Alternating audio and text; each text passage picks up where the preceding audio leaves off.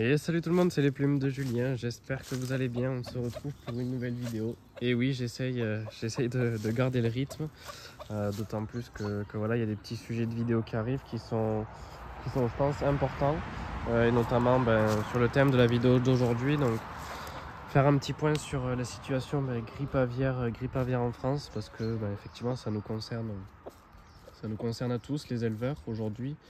Et je pense qu'il n'y a pas vraiment de zone aujourd'hui en France qui est épargnée. Donc vous le savez, on est en alerte grippe aviaire. Moi encore plus dans le Gers, un département qui est fortement touché avec du passage des migrateurs. Donc aujourd'hui voilà, le but c'est de faire une petite vidéo rapidement explicative des mesures qu'il faut obligatoirement mettre en place quand on est sur ce genre d'alerte, et puis qui sont de toute façon indispensables dans nos élevages aujourd'hui pour que tout se passe bien.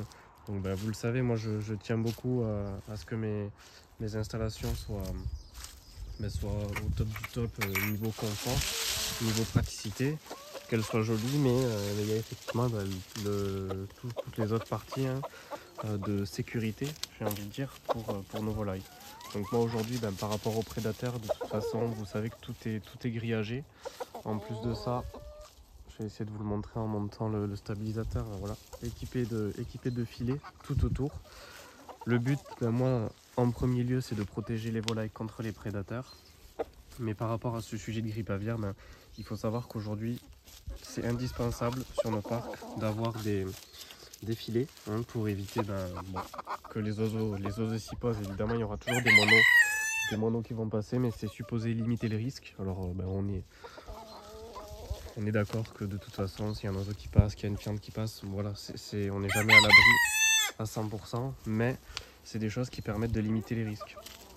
Donc, avoir des poules qui sont dans mes parcs grillagés, comme c'est le cas chez moi, avec un filet, c'est indispensable. Là, on fait le tour du parc avec les jeunes, comme ça me permet de vous montrer les sujets dans des meilleures conditions que la semaine dernière, là où tout était un peu mouillé, vous vous en souvenez. Mais voilà, le filet aujourd'hui, c'est la chose primordiale, c'est obligatoire pour les élevages.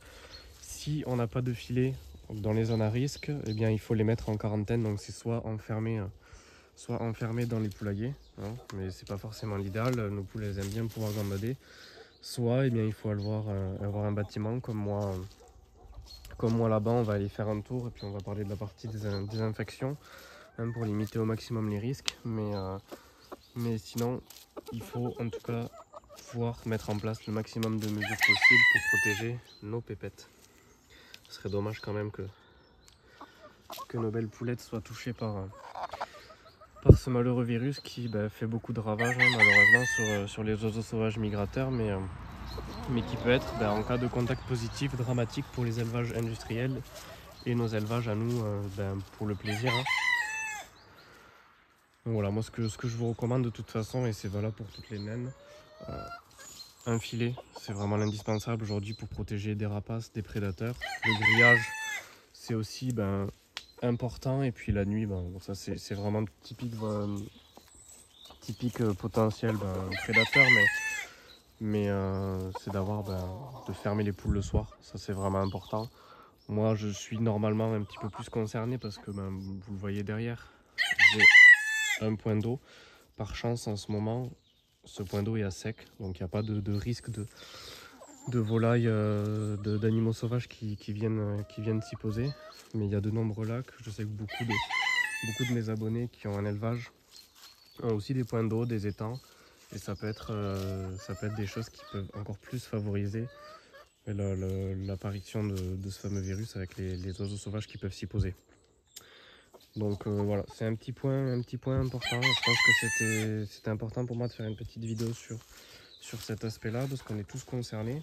Et puis là, je vous propose qu'on se retrouve dans le bâtiment juste après pour parler 2 minutes de ce qu'on peut faire en plus au niveau désinfection, produits et quarantaine. Donc on se retrouve au bâtiment tout de suite. Voilà, on se retrouve dans le bâtiment. Bon, c'est un petit peu le bazar, vous m'excuserez, je vais allumer un petit peu la lumière. Mais je pense que ça, c'est un vrai atout dans nos élevages. Donc là, ça fait un petit moment qu'ils sont plus utilisés. Moi, j'ai fait un vide sanitaire il y a en sortie de printemps, quand tous les jeunes étaient dehors. Donc vide sanitaire, on nettoie tout, on vide tout. Là j'avais remis du paillage qui est tout propre, c'était pour préparer mes poules. Les poules que j'ai présentées à Limoges. Donc une fois le lavage fait, ben voilà, elles étaient en intérieur pour qu'elles restent propres. Mais vous savez en tout cas moi que sur la partie désinfection, je l'ai déjà fait les 2 années où j'ai utilisé mes bâtiments à fond. On passe par un chaulage. Le chaulage c'est hyper important. C'est un désinfectant, j'allais dire naturel. C'est plus ou moins naturel, en tout cas c'est sain, c'est pas de produits chimiques. C'est de la chaux vive qu'on met dans l'eau qui devient amorphe. Et donc moi j'ajoute un petit peu d'huile essentielle dedans avec de l'huile de lin, ce qui permet de mieux accrocher aux surfaces. Et ça vraiment c'est niveau de désinfection, c'est le top du top, ça crame tout, hein, tout ce qui est bactéries, virus, tout ce qui est champignons, donc ça fait vraiment fongicide, bactéricide, ça fait la totale. Ça dans un bâtiment d'élevage, ben, c'est indispensable. Et en plus de cette mesure là, hein, qui est bien pour avoir un cadre au top du top pour les poulettes, moi j'utilise un produit qui pour le coup là est chimique. Et donc je l'utilise à la fois pour désinfecter le bâtiment, mais aussi pour tout ce qui est abreuvoir, mangeoire quand c'est nécessaire. Ça s'appelle du Virkon. Donc c'est un produit que vous pouvez retrouver dans votre cabinet vétérinaire et qui fait voilà aussi fongicide, bactéricide, virucide, je sais pas si on dit exactement comme ça, mais peu importe, ça tue les virus. Et ce combo total avec un vide sanitaire chaque année, bah, je pense que ça mange pas de pain, hein, c'est vraiment le minimum pour garantir un environnement sain pour nos volailles.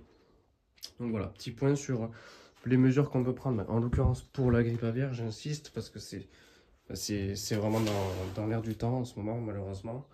Mais c'est valable aussi pour toutes les maladies. Donc, vous le savez, on est quand même pas mal exposé avec nos volailles d'ornement. Moi, je sais plus si je vous avais fait une vidéo, en tout cas je vous en avais parlé, mais il y a de ça 3 ans, en revenant du championnat de France à Limoges, j'avais ramené malheureusement, à cause des animaux en transit qui étaient dans un sale état, comment ça s'appelle? La maladie qui fait des pustules, vous savez, sur les volailles. J'ai mangé le nom, mais c'était vraiment abominable. J'avais dû éliminer une coucou dorée à cause de ça. Et le traitement, sans vaccin, on est vite embêté. Donc voilà, c'est important d'un point de vue sanitaire d'être au top du top, de vacciner à minima contre Newcastle, c'est le vaccin obligatoire.